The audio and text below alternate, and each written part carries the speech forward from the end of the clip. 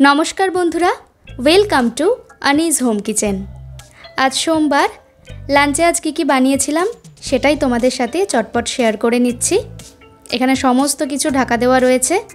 প্রথমেই দেখিয়ে দিই, এটা হচ্ছে আলু আর কাঁচা কলার দম।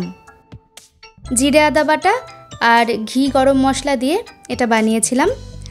আর এর নিচে রয়েছে এই যে আলু উচ্ছে ভাজা, পেঁয়াজ দিয়ে করেছি। আর এর সাথে আজকে ছিল বাটা মাছের একটা গামাখা ঝোল। এটা একটু অন্যরকমভাবে আজ বানিয়েছিলাম। এর মশলায় পড়েছে আদা, কাঁচা লঙ্কা, টমেটো, এর সাথে 1 চা চামচ মৌরি আর 1 চা চামচ জিরে দিয়ে একসাথে একটা পেস্ট বানিয়ে নিয়েছিলাম। আর ফোড়নে দিয়েছিলাম শুকনো লঙ্কা, তেজপাতা, সাথে 1/2 চামচ মৌরি আর অল্প কয়েক দানা মেথি। এই ঝোলটা কিন্তু খেতে খুবই ভালো লাগে, পেটটাও ঠান্ডা থাকে। পেঁয়াজ রসুনের রান্না খেতে খেতে বোর হয়ে গেলে মাঝে মধ্যে এভাবে রান্না করলে মুখের স্বাদটাও চেঞ্জ হয়। আর বাটা ছাড়াও চারাপোনা, ট্যাংরা, পার্শে এইসব মাছ দিয়েও কিন্তু এই রান্নাটা করা যায়।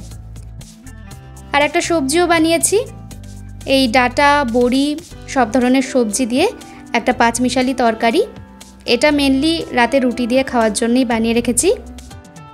চেষ্টা করি দিনেই সবজিটা বানিয়ে রাখার, বা 2-3 ধরনের সবজি যদি দিনের বেলায় হয় তাহলে সেটা একটু একটু করে রাতের জন্য তুলে রাখি, যাতে রাতে খালি রুটিটা বানালেই আমার হয়ে যায়।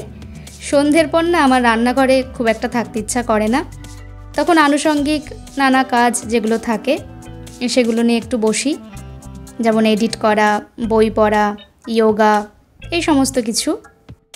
আর রুটি যে প্রত্যেক দিন বানাতে হয় এমনটাও নয়।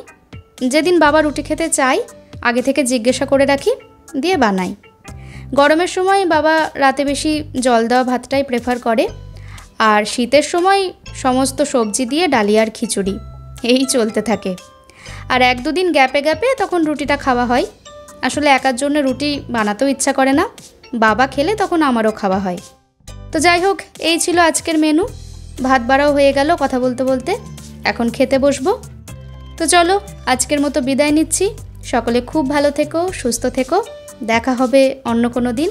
চেষ্টা করব নতুন নতুন রান্নার ভিডিও নিয়ে আসার, ঘরোয়া রান্না। টাটা।